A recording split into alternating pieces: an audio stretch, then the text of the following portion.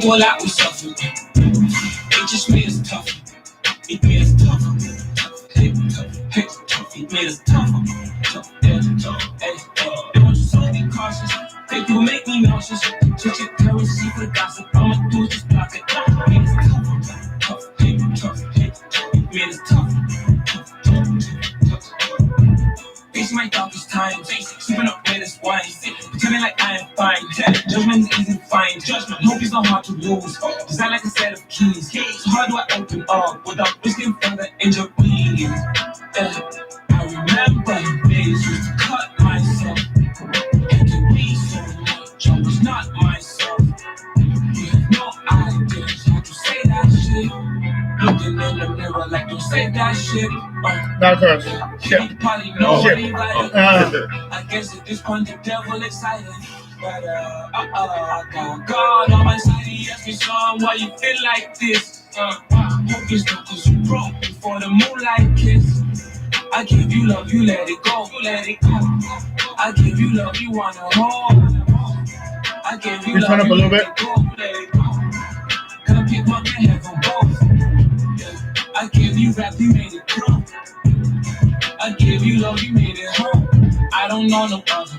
Been through a lot, we suffered. It just made us tougher. It made us tougher. It made us tougher. Don't you so be cautious. Think you make me nauseous. Check your currency for the gossip. I'ma do just block it. It made us tougher. It made us tougher. The phone is on, right?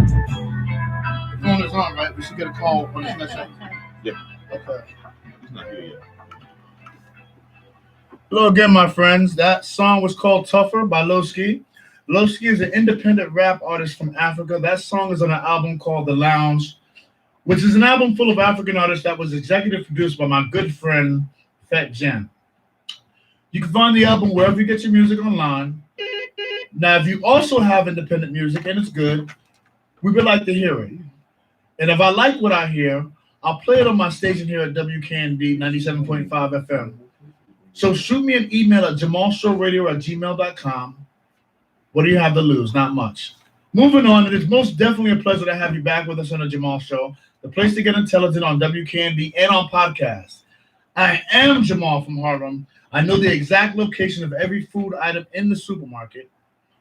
I have performed several covert operations for the CIA.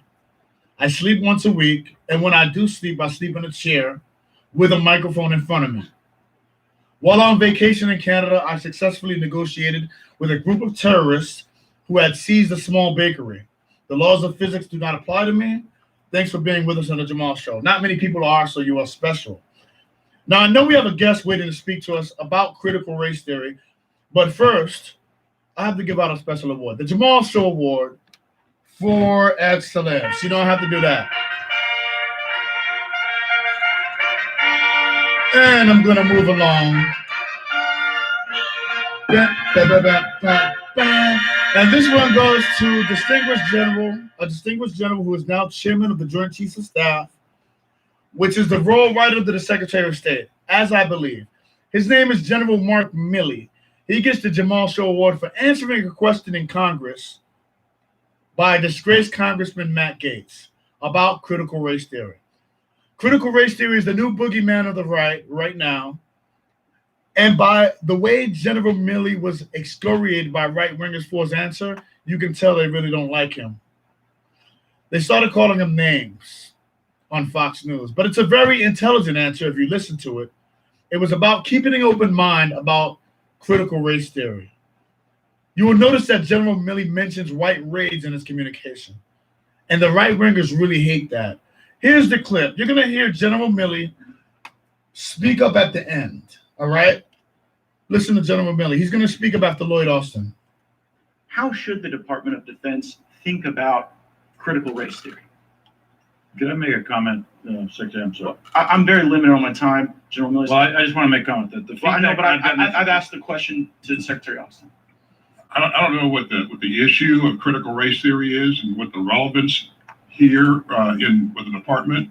We do not teach critical race theory. We don't embrace critical race theory, and I think that's a spurious conversation. And thank you, gentlemen, for joining us today. I know my time is very precious, but I would like to yield some of my time to General Milley because I know that he had some comments that he wanted to make when Representative Gates was talking. Would you like a minute or so to comment on that? Listen close.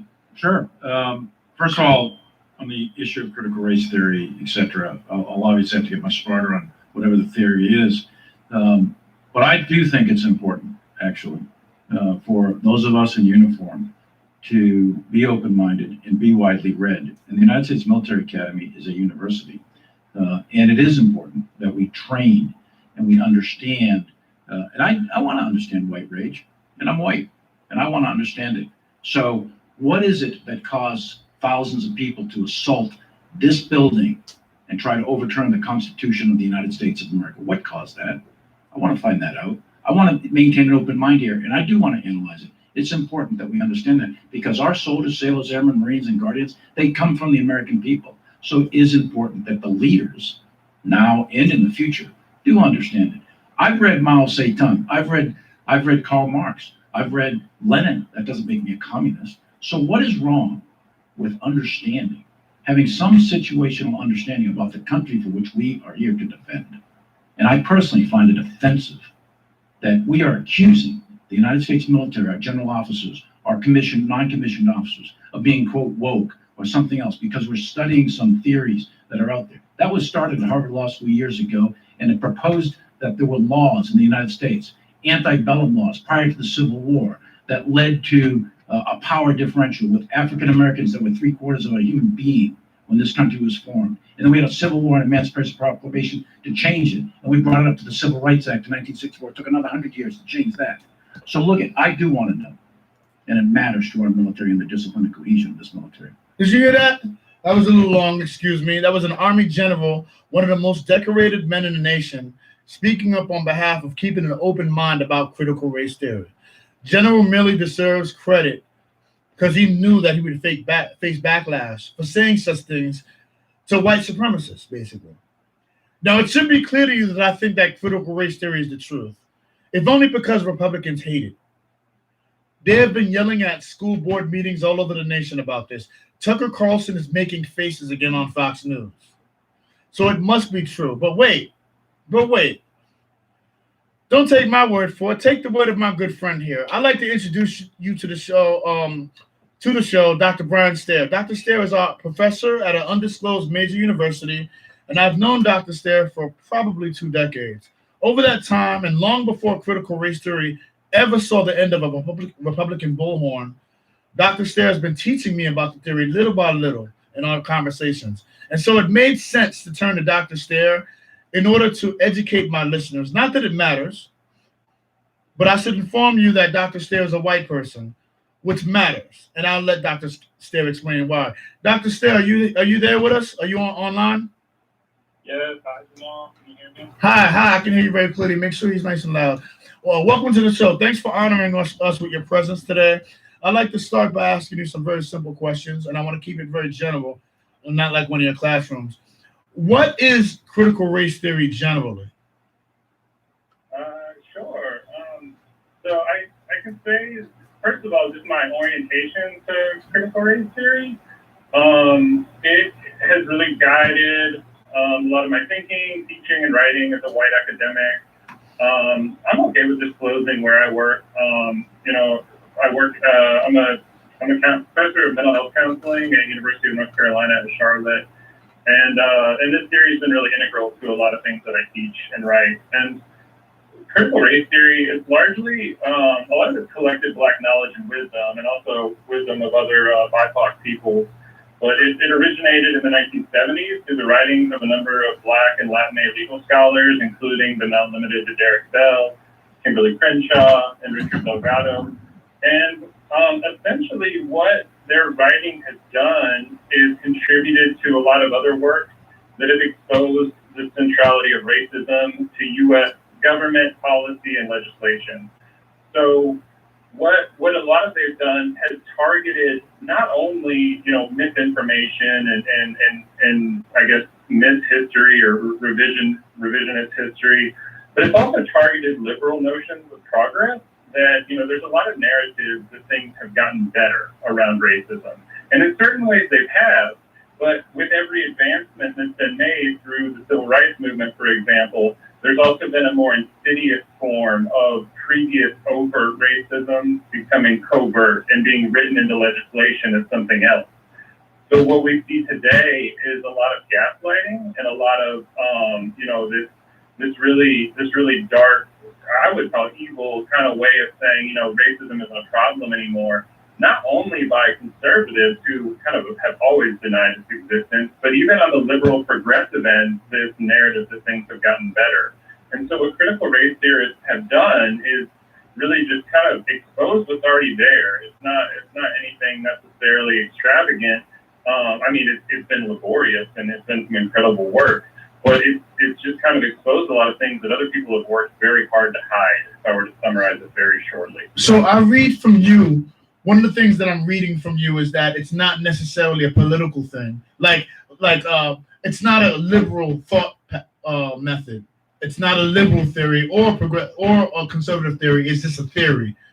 Am I correct? Yeah. I would say it's a theory, and it's also a historical and legal analysis that's very factual. Unfortunately, with the politicized landscape, it has been politicized, if I were to call it anything. Where is it taught? It's largely been an academic endeavor, housed in universities, but these ideas have now spread elsewhere, and they're largely part of a lot of mainstream discourses, anti-racist training, K through 12 education. So, they've been summarized in the universities. That's where, critical race theory itself came from. But these knowledges have long been held by people outside of the university that didn't know what's happening. Right. So critical race theory is really it gives names to things that already existed in a way, right? Like to theories that already existed, pretty much. I think that would be a fair way to summarize it. Yeah. So there's no class that teaches like critical race theory 101 in college. It's kind of integrated. Well, I don't personally teach a critical race theory class, but it's part of my curriculum in many of my classes. But I do have peers who do teach critical race theory courses and or ways of doing research. I'm curious about that. You say you make it part of your classes. Do you get blast back from that? Do you get bad reactions from parents or anything like that? Well, I'm teaching at the university level, so the parents, whatever their reaction is kind of out of my scope. But I have experienced pushback from white students before, and not just white students, but on occasion I have had some pushback, and that's part of the role of being what would be a good teacher is finding ways to deliver that information where people can receive it. So for me, I can only speak for myself, but I've had to I'm still learning an art to doing these things where people can hear it, because some of this information is hard for people to sit with. Is there any reason why Americans should fear critical race theory? Is there a reason why I should believe that it hurts the ego of white people, or it creates divisions between people? I had to think about this question, and what really came to mind for me is critical race theory isn't necessarily a radical theory. It doesn't seem like one. Yeah, it doesn't seem like one. Go ahead. Yeah. Essentially, what it does is it exposes what white government, white capitalists, and white hegemony have worked to camouflage, namely that U.S. infrastructure, law, and policy are inherently white supremacist and racist. And even more importantly, it shows the degree of massive gaslighting that's taking place. And that is really uncomfortable for people to because we've been indoctrinated, and I say we, I speak for many white people, not all white people, but there's just so many ideas we've been indoctrinated with that, that the landscape is fair and just, and the U.S. is built on freedom and all these principles. They really aren't so, and critical race theory exposes ways that those things are not true. So essentially, it can really disrupt people's whole idea of the world. It's really interesting, and we didn't speak about this earlier, but it's funny how different populations treat information differently that they don't like. I'll give you a great example. And you're old enough to remember this because you're close enough to my generation. Years ago, there was this book out called The Bell Curve, I believe. And it was about by this guy. He was a sociologist. And he was basically saying that, because of sociology, black people are less intelligent. And it actually picked up some speed in the science world, right? And black people were like, a lot of black people didn't like the book. A lot of people spoke against it. But nobody was like, we need to ban this book, right? They were like, it's just discredited, right? And I just find it funny that whenever whites as a population, in general, when they don't like something, they go to school boards and say, hey, let's ban this. I don't know how you ban a thought. It goes back to the kind of like the idea of book burning. If someone had to go and find more information about CRT, where would they look? Because it appears like there's a backlash in America right now, and they're trying to ban it everywhere. So how would someone find out more information? A layman, not an academic like you that knows all the authors, but where would I start? I think one of the texts that I might have started out with is that things have been summarized in this book by a couple of the original writers. It's called Critical Race Theory: An Introduction. Okay. I think there's a third edition out now. It's by Richard Delgado and Dean Stefanchik. I hope I'm pronouncing her name right. And then there's another book that I think is a New York Times bestseller, but it's The New Jim Crow. And essentially what Michelle Alexander has done there is applied a lot of critical race theory tenets to the history of mass incarceration. Actually, The New Jim Crow is a huge book. I believe it was a New York Times bestseller a year or two ago. And in fact, I have that book on Audible right now, waiting to be listened to. So thanks for recommending those. The other one was Critical Race Theory and Introduction. Am I correct? Yeah. Okay. All right. And that's for laymen, just in case you're not an academic professor like my friend Dr. Stair here is. By the way, Dr. Stair, I always give everyone the opportunity to say what's on their mind. And I'm going to give you the same opportunity. Anything on your mind that you'd like to say, either about critical race theory or about any other subject in the world. Anything you'd like to say for my listeners? I think, I think with a lot of the things that are happening right now politically around critical race theory, there's people that are seeking to preserve the status quo. And, obviously there's a threat felt by the demonization of critical race theory right now. And it's just been interesting to see this unfold where critical race theory is not new, but it's the new boogeyman. Historically, we've seen things targeted to achieve political agendas for specific parties in power. And I think we're seeing people, feeling threatened or afraid, and this is a way of pushing back, which, honestly, the irony of everything happening right now is it really enforces the ideas of critical race theory more, if anything. Yeah, People are reacting to it. I was thinking the same thing. Like the whole they complain about cancel culture, but now they're trying to cancel a whole idea. Like, hey, let's not ever discuss this, and maybe it'll go away. Has any of the backlash made you reconsider your thoughts about critical race theory? Made you backtrack? Made you think maybe this isn't correct? Made you have second thoughts? No, I can flatly say no. If anything, over the years, the theories I've been reading and using and that have helped me to understand the world have probably been more radical than critical race theory. Critical race theory has definitely been a foundational, and monumental way of looking at things for me. Well, I got to tell you, Dr. Stair, it's obvious to me that you're used to speaking in front of an audience. You're really good on radio. You sound great. You did better than I thought you even would. We aren't going to make this into one of your classrooms today because it can get deeper than this. But I'd like to thank you for being with us. This won't be the only time that you're with us, Dr. Stair. It's funny calling you that just instead of Brian, but this is radio entertainment. So we have to keep up the air of legitimacy. You know what I'm saying? It's both in my and your self-interest, my friend, that you have a great day. And we will talk soon. Thank you so much for being here with me. Yeah, you're welcome. Thanks for having me, Jamal. Take care. I'll be speaking to you later on today. So now that we have our summary of critical race theory, my friends, I offer you a break. And I offer it on a silver platter, along with some indie music. What do you want to listen to, huh? How about something new? Something I never played before. This man's name is G Streets. Dr. G Streets. He's from New York City. He's a possible new client of mine, and it looks like he's about to be signed by Atlantic Records. So why don't you give it a listen? This single is called Smoke Screen. Give it a listen. We're gonna stop it at around 370.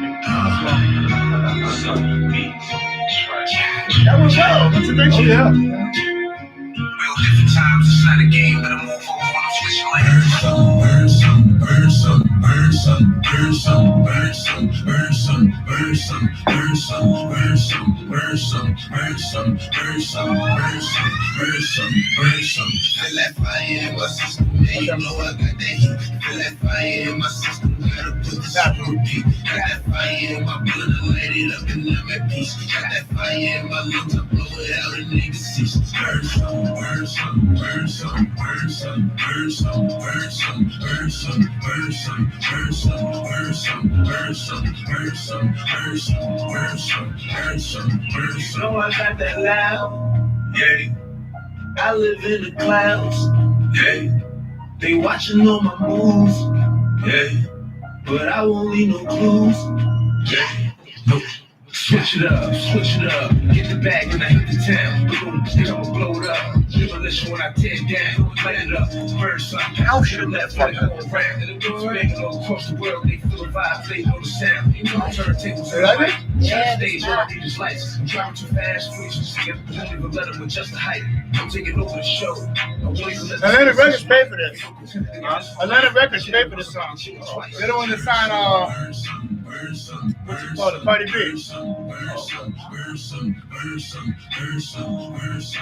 He wants me to be his attorney. Feel that fire in my system, man, you know I got that heat.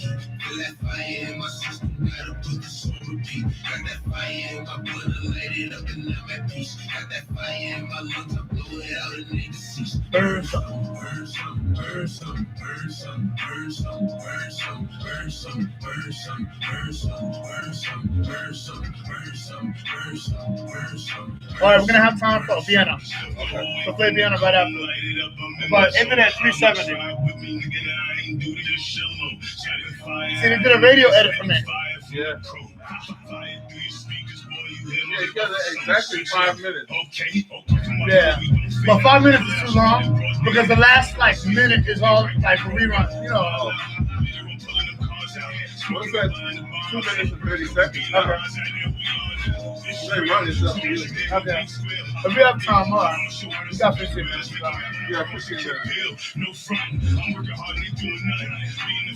want to let it run and go right into the commercial? You want to say something? No, I don't. Let it go right into the commercial. But I don't want to play like a whole minute of just the song of the beat. You know what I'm saying? That's what I'm trying to say. I'm riding, sliding the spaceship, check my well, we want to cut it off, I'll fade it. Yeah, exactly. I keep it win, but I won't let you see my directive. Clean cut, but when I leave the scene, it be messy. I'm staying open, you'll never catch me in the side. Cause where I'm from, if you want that, just shoot for rabbit. Murderous bars, yeah, my tongue is a clip and it's deadly. Got one for all of you, my war trunk full and it's ready.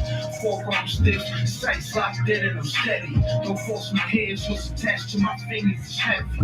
Multi-talented, get it all kind of ways. Burn something, I fall back and learn something. I think that's the last verse. You can start bringing it down. Okay. Play piano.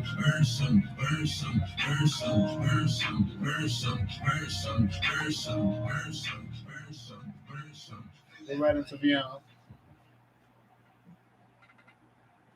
Never in a million years did I ever expect my healthy daughter, Vienna, to fall asleep watching TV and tragically never wake up. She was only 2 years old, and this happened at our home in Holmdel, New Jersey in 2017.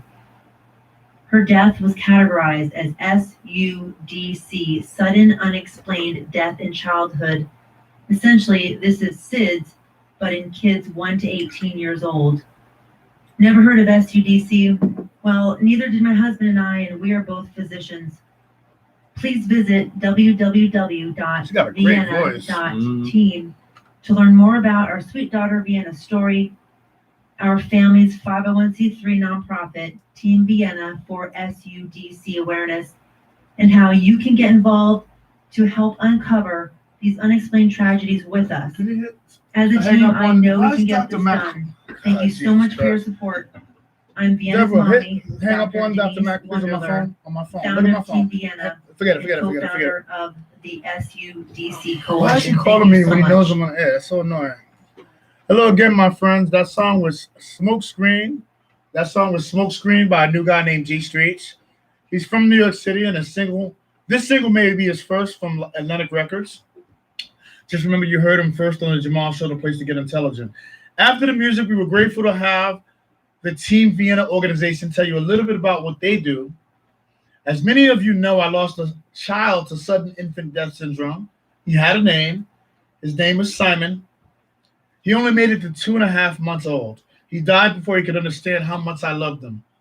Losing a child at that age, for unexplained reasons, it's incredibly heartbreaking. This organization, Team Vienna, is serious about finding an answer to this terrible disease that took my baby Simon. I think about that tragedy all the time, but Dr. Denise Wunderler does more than just think about her lost child. She is all about action with this wonderful charity she started. She is fighting in the name of Vienna every day, and I feel like she's fighting for my son as well. So please check it out. Moving on, thanks for sticking with us on this broadcast of The Jamal Show, the place to get intelligent. Thanks to Dr. Brian Stair for joining us in this second segment. We are in our last segment now. We are running out of time as usual. But I do wish to acknowledge that former officer Derek Chauvin, George Floyd's killer, was just sentenced yesterday. He received just over 22 years. He will probably serve around 2/3 of that time, which is about 15 years, which is the most I've ever seen any officer get for killing a black man. So I myself call it a victory. I know a lot of people wanted more time for Chauvin, and I know that his defense team wanted probation, which, by the way, would have been an outrage. Thank God that didn't happen. All the coverage of the sentencing focused on the same things, like George Floyd's daughter, her testimony, his brothers, Derek Chauvin. He even made a mangled statement that sounded like he was trying to apologize to the family. But it came out kind of like word salad. Nobody really knows what Derek Chauvin was trying to say during his sentencing. But that wasn't the most interesting part to me. I wanted to see what Derek Chauvin's mother had to say. We have never heard what his own mother thinks. So I wanted to hear that. And when I heard Carolyn Parlenti, that's his mother, when I heard her testify during sentencing, I was not impressed. I was not impressed. I was almost offended. And yes, I know a mother will always be in favor of her son. I know that. I had a mother myself. In fact, I still have a father right now. But if I had killed somebody while looking at a live camera, my parents would have not said the following. Let me go ahead and play what she said for you. Eric, I want you to know I have always believed in your innocence, and I will never waver from that. I have read numerous letters from people around the world that also believe in your innocence. And one final thought I want you to remember you are my favorite son. My friends, did you hear that? I know it was a little garbled. Derek Chauvin's mother, killer cop Derek Chauvin, his mother was a terrible sentencing witness. She was. I was feeling her pain for a while in that statement. But then she lost me at the end. She told her son, Derek Chauvin, in court that she thought he was innocent. Did you know that, Bishop? Bishop, his mother said, I've always believed you were innocent. I'll never change my mind. I didn't know you could not change your mind on something like that. But anyway, she said so. She thought he was innocent, and she always will think he's innocent, just in case you were wondering. Like if you thought there was any evidence that could change her mind, she always said she never will think he's. But that's his mother. What do you expect, right? My mother loved me too. But then she went further. She added that a bunch of people around the world thought he was innocent too. Not only do I think you're innocent, but everyone in the world thinks you're innocent. She said this in court, in front of the judge, in front of the Floyd family. And then she added a cherry on top. She said, you're my favorite son. Now, I'm thinking that if Derek Chauvin is her favorite son, maybe her other sons didn't kill black people efficiently enough.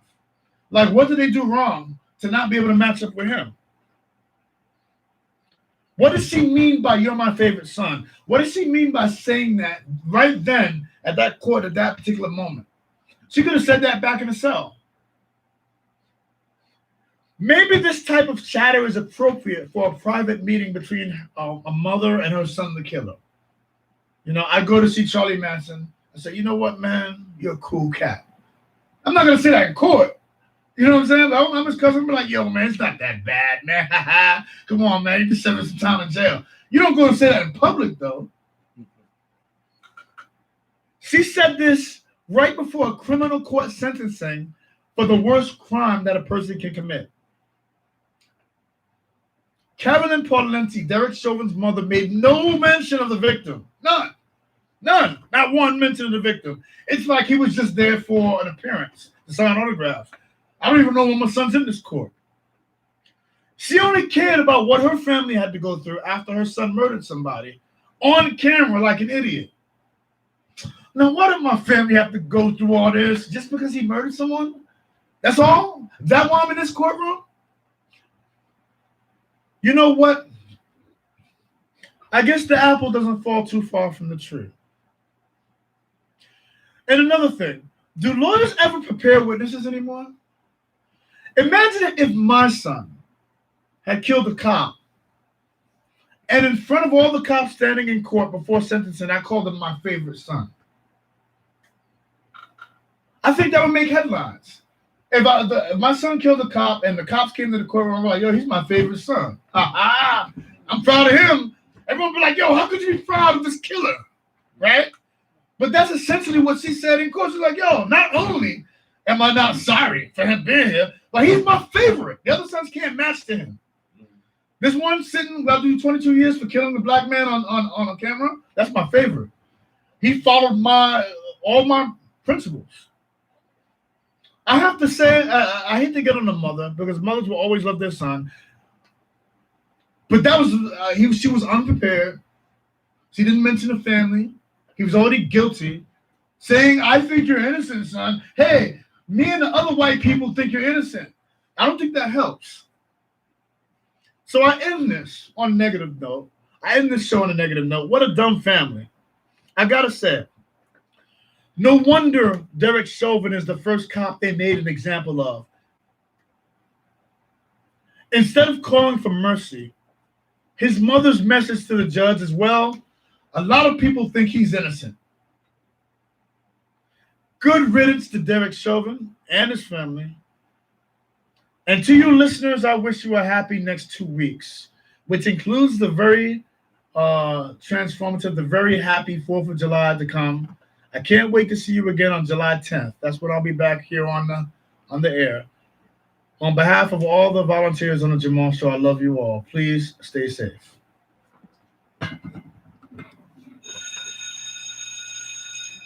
This is the Jamal Show.